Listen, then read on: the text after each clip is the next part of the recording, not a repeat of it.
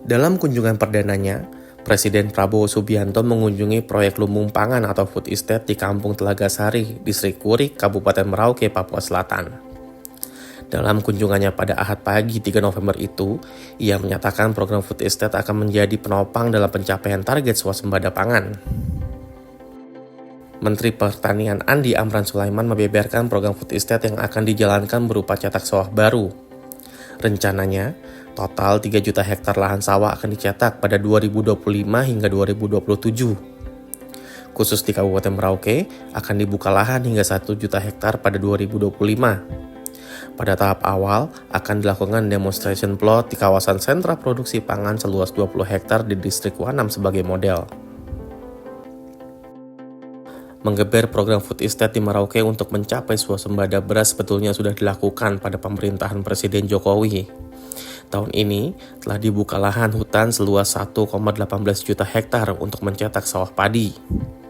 Program itu juga dipimpin oleh Prabowo yang saat itu menjabat sebagai Menteri Pertahanan. Proyek itu bermasalah lantaran belum memenuhi analisis dampak lingkungan atau AMDAL. Amran berujar pembukaan lahan di Merauke akan tetap dilanjutkan dengan sistem yang lebih modern. Sebanyak 1.002 unit alat mesin pertanian telah didistribusikan ke Merauke. Di antaranya 65 unit traktor roda 2, 113 unit traktor roda 4, 76 unit rice transplanter, 638 unit pompa air, 20 unit combine harvester, dan 90 unit hand sprayer. Ia menyebut alat tersebut dikelola oleh 214 brigade pangan.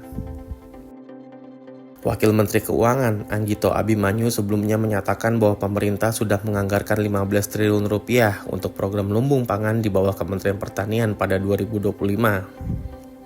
Selain membuka lahan baru, Kementerian Pertanian berencana melakukan intensifikasi lahan seluas 80.000 hektar tahun depan.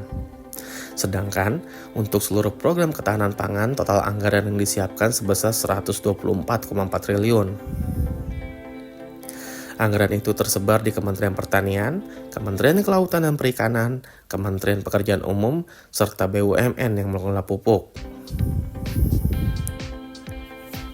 Resiko pemborosan anggaran menjadi sorotan sejumlah ekonom. Direktur Next, Yusuf Wibisono menilai anggaran besar untuk cetak sawah baru akan jauh lebih bermanfaat bila digunakan untuk meningkatkan kesejahteraan petani secara langsung, terutama petani padi di Jawa. Dengan mempertahankan sawah dan pertanian skala kecil di Jawa, ketahanan pangan nasional akan lebih terjamin. Terlebih apabila dilakukan melalui pengembangan usaha pertanian pangan berbasis keluarga. Akses penduduk ke pangan segar yang terjangkau juga akan meningkat melalui lumbung pangan lokal. Langkah itu pun dapat menurunkan kesenjangan dan menanggulangi kemiskinan. Sedangkan pencetakan sawah di luar Pulau Jawa termasuk Merauke, Yusuf menilai resiko kegagalannya sangat tinggi.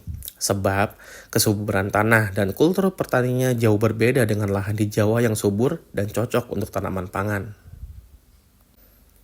Sedangkan lahan percetakan sawah baru di luar Jawa umumnya tanah berpasir, lahan gambut, dan rawa yang secara alamiah tidak cocok untuk padi.